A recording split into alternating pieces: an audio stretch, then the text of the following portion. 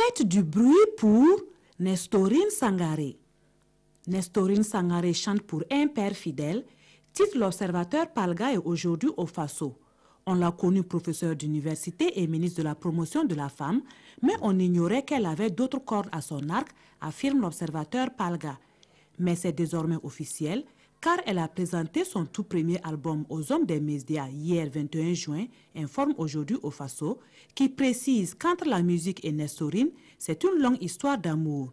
Et pour preuve, poursuit l'Observateur Palga, dès l'âge de 6 ans, elle chante avec sa mère.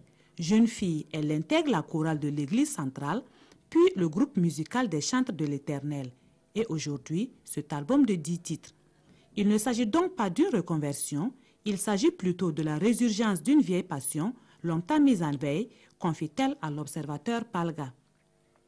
Cette œuvre vise à célébrer la fidélité de Dieu, mais aussi à aider dans des activités d'éducation, déclare-t-elle dans Aujourd'hui au Faso.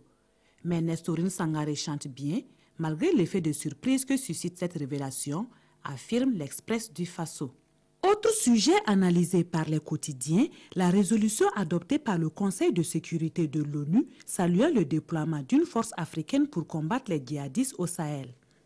Le texte salue le déploiement du G5 Sahel sans toutefois délivrer un mandat de l'ONU à cette force de 5000 soldats, écrit le pays.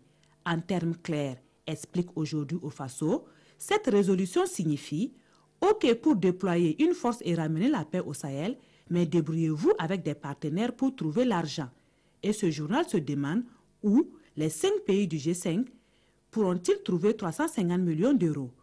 Et contre l'insécurité au Burkina, le pays informe que la Chine-Taïwan a offert 2 hélicoptères. Si seulement d'autres bonnes volontés pouvaient emboîter le pas à la Chine-Taïwan, conclut ce journal.